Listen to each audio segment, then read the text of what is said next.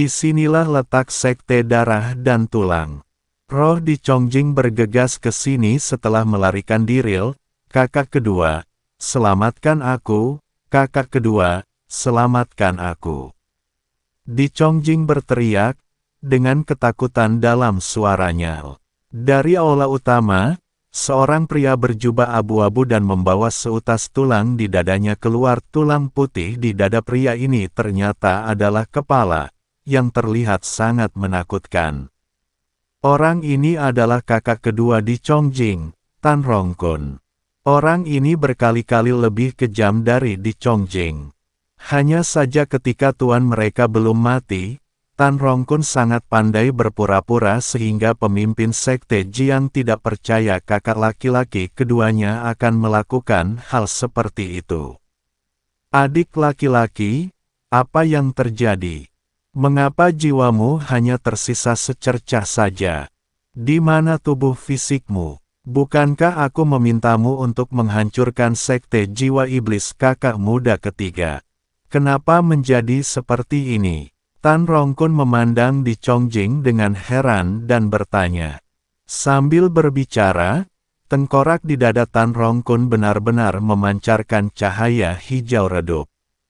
Kakak kedua, saya gagal. Semua orang yang saya bawa meninggal. Saya akhirnya menyerahkan tubuh saya dan bisa melarikan diri. Di Chongjing berkata dengan ngeri. Di Chongjing gemetar saat memikirkan metode Chen Ping untuk menghadapinya.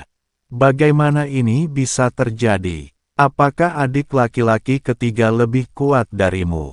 Bukankah seharusnya begitu? Tan Rongkun tampak bingung. Tidak, awalnya aku akan sukses, tapi sayangnya kakak ketiga datang membantu. Seorang pemuda tak dikenal membantunya. Pemuda itu sangat kuat. Meskipun dia tampaknya hanya berada di alam kesengsaraan tingkat ketujuh, kekuatan ledakannya pasti tidak kalah dengan alam Mahayana tingkat kedua.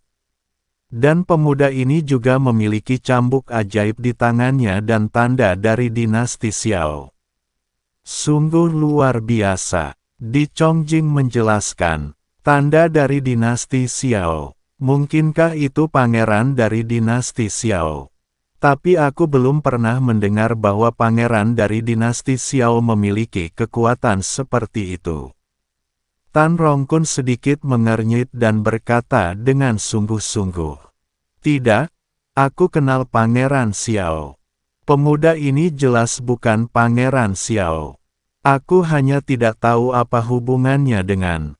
Setelah dinasti Xiao, dia akan memiliki tanda dinasti Xiao di tangannya. Di Chongjing menggelengkan kepalanya. Bagaimanapun, dia telah tinggal di dinasti Xiao untuk sementara waktu dan mengenal para pangeran dari dinasti Xiao.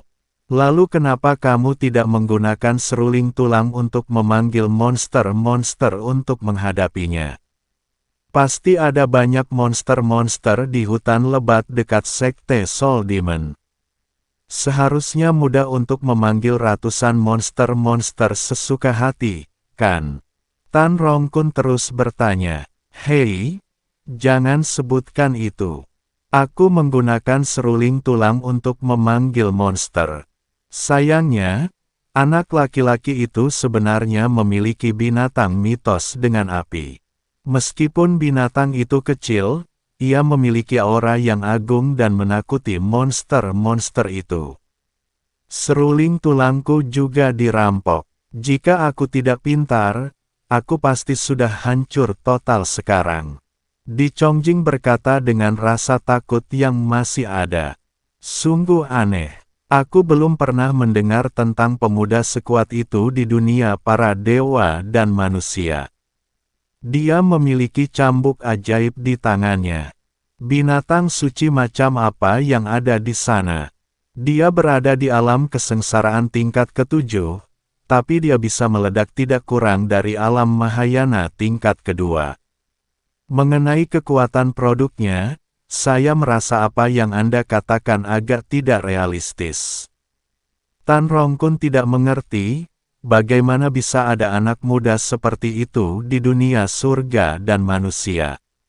Dinasti Xiao dianggap sebagai kekuatan besar di surga dan dunia manusia, dan dinasti Xiao memiliki sumber daya yang tak terhitung jumlahnya. Meski begitu, tidak ada satupun pangeran dari dinasti Xiao yang memiliki kemampuan seperti itu rakyat.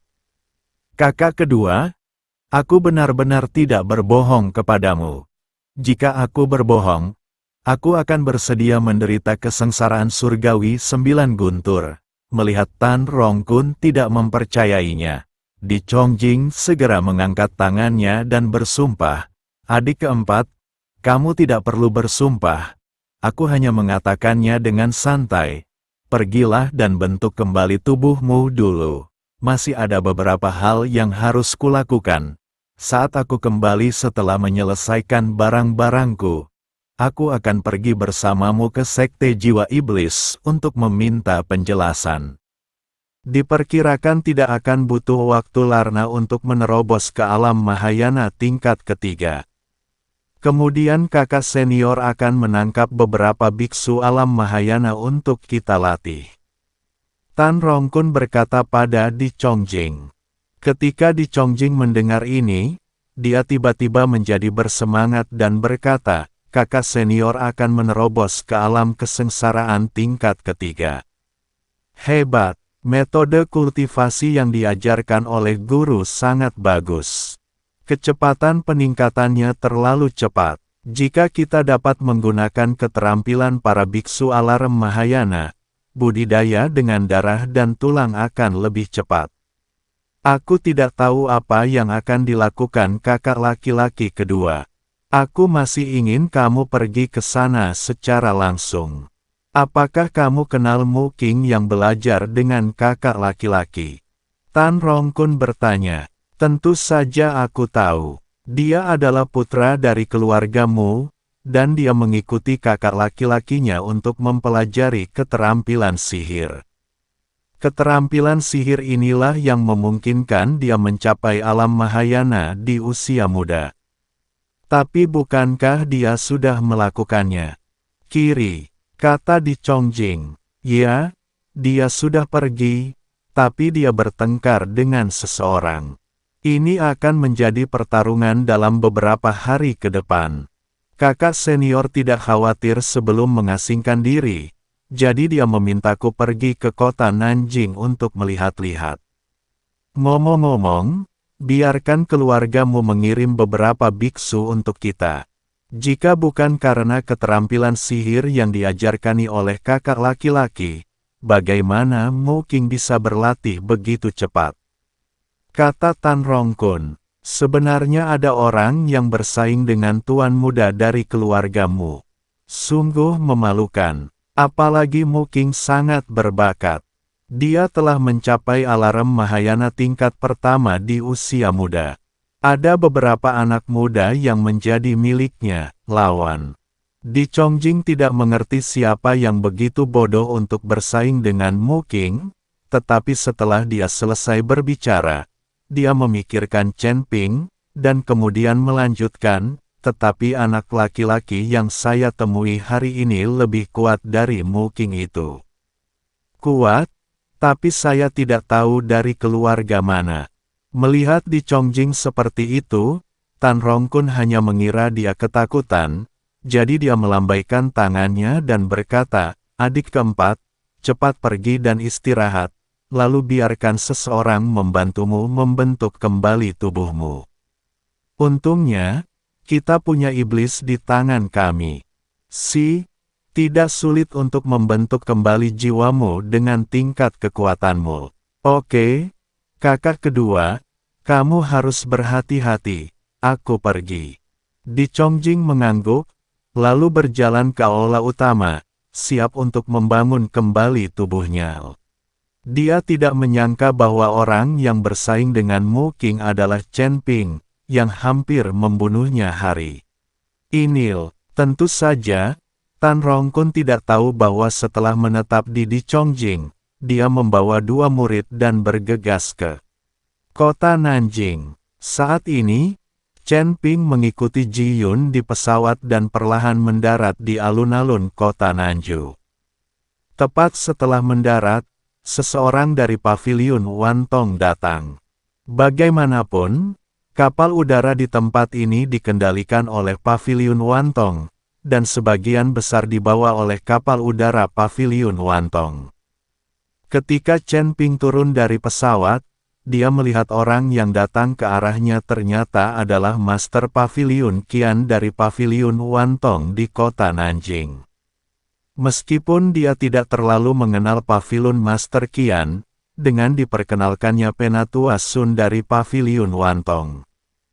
Chen Ping berkenalan dengan Paviliun Master Qian. Melihat Chen Ping turun dari pesawat, Master Paviliun Qian tertawa dan berkata, "Menurut saya siapa yang bisa datang dengan pesawat?" Ternyata itu adalah Tuan Chen. Baru-baru ini, pertengkaranmu dengan Mu Qing, putra keluargamu, telah menyebar ke seluruh wilayah selatan.